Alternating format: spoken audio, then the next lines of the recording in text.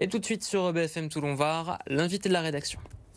Bonjour à tous et bienvenue pour votre rendez-vous, l'invité actu du jour. Diane Antakli, bonjour. Bonjour. Vous êtes déléguée générale de l'ONG Les Baroudeurs de l'Espoir. Le lundi 6 février 2023, un séisme de magnitude 7,8 frappe la Turquie et la Syrie. Alors que le bilan humain ne cesse de s'alourdir, c'est des dizaines de milliers de morts recensés. Les Baroudeurs de l'Espoir vont en Syrie, à Alep, pour prêter main forte aux sinistrés. Quelle situation vous trouvez sur place ?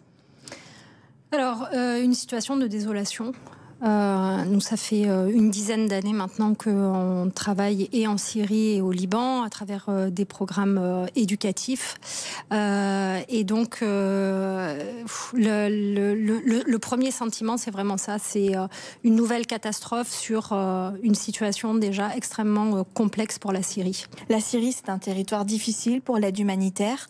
En plus, sur place, vous rencontrez un début d'épidémie de choléra. Comment ça se passe ? Alors sur place, je vais un peu résumer la situation sur en tout cas les premiers jours. C'est d'abord, en tout cas à Alep, dans la ville où je me trouvais, des dizaines de milliers de personnes qui sont projetées dans la rue et qui, sans hébergement évidemment, et qui, sous une pluie battante, sous un froid extrêmement glacial, parce que on ne le sait pas forcément, mais en Syrie, les températures sont extrêmement froides. On était à -6, -7 degrés sous une pluie battante. Donc avant même, j'allais dire, l'épidémie de choléra, la première chose, c'est pouvoir abriter ces personnes, mettre à l'abri ces personnes. Et ce qui s'est passé en Syrie, c'est d'abord été un réseau assez formidable, une solidarité locale, avec des centres d'hébergement qui ont ouvert, des églises, des mosquées, des stades qui ont accueilli toutes ces personnes, et très rapidement, bien sûr, pour les associations présentes sur place, la nécessité de leur porter assistance, parce que ce sont des personnes qui sont sorties de chez elles sans rien, donc qui se retrouvent sans vêtements, donc pouvoir leur apporter des vêtements, pouvoir leur apporter évidemment de la nourriture, pouvoir leur apporter de l'eau et pouvoir leur apporter aussi, parce qu'il y a beaucoup de personnes âgées, des médicaments, tout simplement parce que les personnes ont des maladies par exemple chroniques. Donc il y a déjà eu cette première, j'allais dire, situation d'urgence, et ensuite, comme vous le dites, à cela est venu s'ajouter, à cause du séisme, une explosion des canalisations d'eau à Alep, et assez rapidement une épidémie de choléra qui a ressurgi, qui avait déjà été présente l'été précédent et qui a effectivement ressurgi quand j'étais sur place. Donc également à gérer des conditions, une épidémie sanitaire. Vous y étiez donc depuis un peu plus d'un mois, donc vous avez vu Alep avant le séisme. Qu'est-ce que vous faisiez sur place avant ce séisme ? Alors, on intervient avec l'association au Proche-Orient, donc au Liban et en Syrie.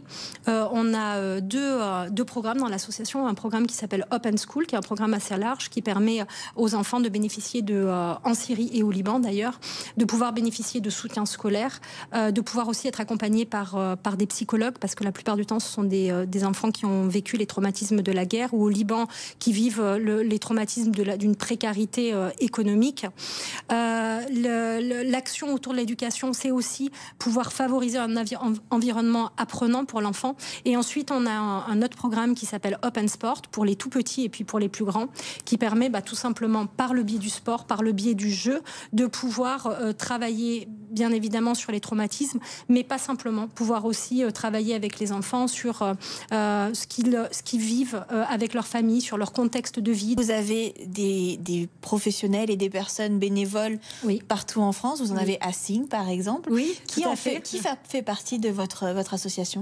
Alors, on a effectivement un large réseau de bénévoles en France. Vous citez Signes, on a notamment... alors, on peut avoir des bénévoles, mais on peut avoir aussi ce qu'on appelle du mécénat de compétences, c'est-à-dire des entreprises qui mettent à disposition leurs salariés pour aider l'association. Donc, c'est le cas d'une entreprise à Signes qui s'appelle TDPI du Levant et qui nous soutient depuis déjà maintenant quasiment une dizaine d'années. Voilà, donc on a des bénévoles, mais on a aussi des équipes sur le terrain. Vous êtes rentrée il y a 15 jours de Syrie. Ça fait 2 mois que le séisme a eu lieu. Quelle est la situation sur place ? Alors, la situation, malheureusement, elle n'a pas beaucoup bougé sur place. Les besoins sont immenses, et c'est vrai qu'il y a, évidemment, au moment d'un séisme, il y a une émotion, parce que parce que ça a été tout de suite, et en Syrie et en Turquie, le choc des images. Et à un moment donné, ça retombe, j'allais dire. Et pourtant, les conditions de vie sur place ne se sont pas améliorées. Et surtout, et c'est aussi l'alerte que je veux donner aujourd'hui, je vais évidemment faire un focus sur la Syrie parce que nos actions sont aussi là-bas, mais je pense qu'en Turquie, la situation doit être strictement la même. On est déjà dans un contexte qui était extrêmement complexe en Syrie. Aujourd'hui, je parlais de survie parce qu'il faut bien s'imaginer que la plupart des personnes vivent. Quand je dis la plupart, c'est vraiment la majorité, vivent sans électricité. En Syrie, on a à peu près 1 heure d'électricité par jour. Vivent avec le strict minimum, n'ont pas les moyens de pouvoir manger correctement. Donc vous rajoutez un séisme par-dessus, sans une aide massive internationale, comment sortir un pays de cette situation? Les baroudeurs de l'espoir font donc un appel aux dons.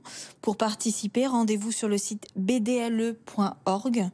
Et c'est pour participer notamment à la reconstruction de la Syrie, c'est ça? Alors c'est surtout là, en tout cas dans les prochains mois, pour pouvoir aider toutes les victimes du séisme. Merci d'avoir accepté notre invitation. Je vous remercie.